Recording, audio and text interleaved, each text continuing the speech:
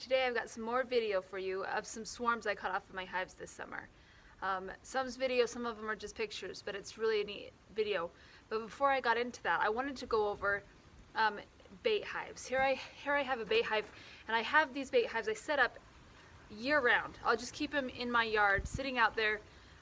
It's not hurting anything. And if I keep them out there and I have a hive absconds, or they decide to swarm, I'll always have somewhere for them to go. And I'm hoping that if they do swarm, they'll like to go into my nice inviting bait hive. So let's go over it a little bit. Here you can see I've got a bait hive. Now all it is a regular deep box is all it is. And on the bottom, I have a solid bottom board, except for here, I drilled out some holes.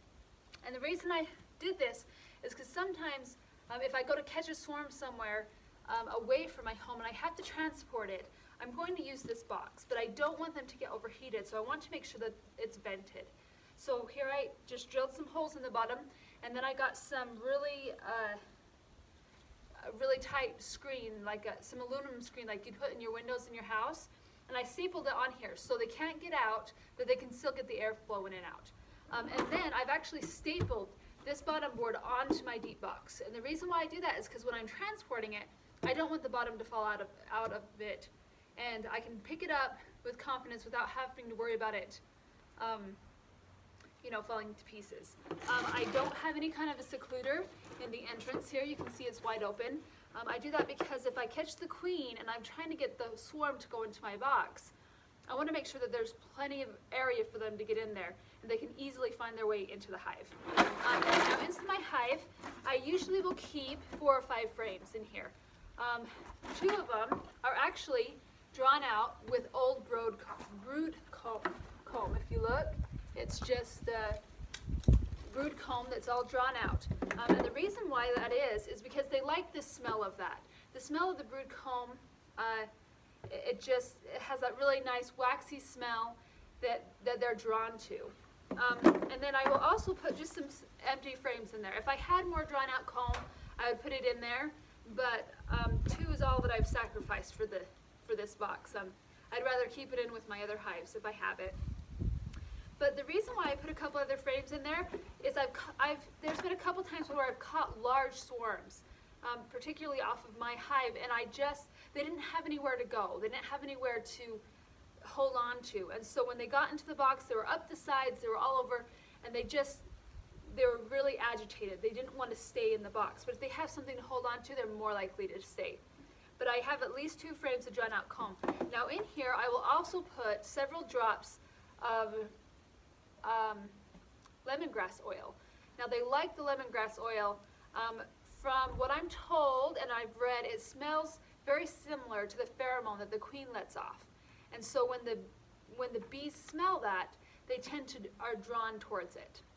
So I will just sprinkle a couple drops right in here, a couple drops down at the entrance to get them in the front door, and then that's it. I just kind of push them all together, and I will get this just with a normal hive top, and this is my bait hive, or it's also my hive that I use to go catch swarms with.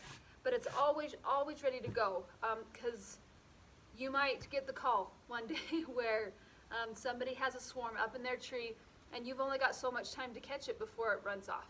So with that in mind, this is the actual box that I used to catch the swarms this summer. They did come off of my own hives that hatched out some queens and swarmed. But it was really interesting because it all happened within a 2-week period. I got really lucky this summer because there was a 2 or 3 week period earlier in the summer that it rained. And that was right when I had a lot of queen cups in. So several of those queens had hatched out, but because of the wet weather, they weren't able to leave the hive, to go on their mating flight.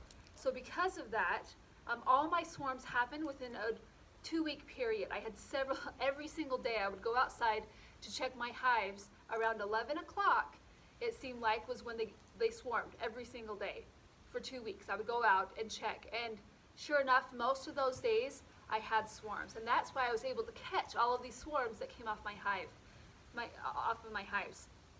And I was able to grow my colony from just 5 hives to 14. So it's really exciting. I've got some more pictures and video. Let's check them out. So I had some really good questions come up with this video. Part of it was, why don't I just fill the box up? Why don't I put all 10 frames in here? Well, this is why.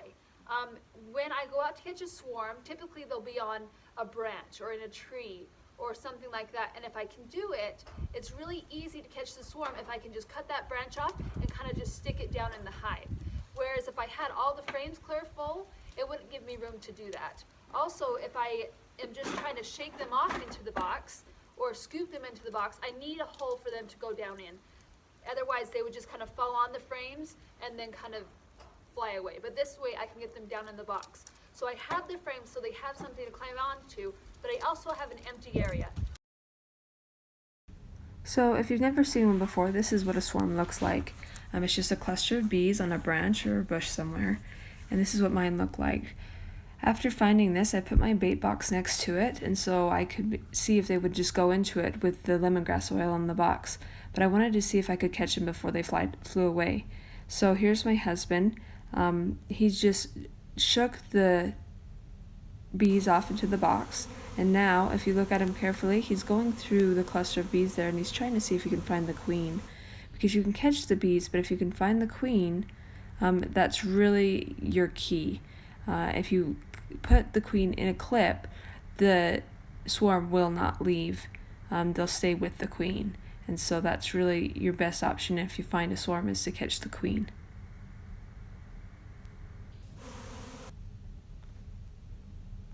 Now this is a separate swarm that I had, and as you can see there's 2 separate clusters, which was really interesting because there's actually 2 queens in this bunch. And you can see each cluster is its own little swarm, and a lot of the swarms I had did this, where there would be more than one queen and the bees would choose a queen to go with. So it was really an interesting time. When you're doing this, don't forget to let your family join in. They sure love the adventure of it. And this is the Backyard Bee Builder. I hope you learned something today, and we'll see you next time.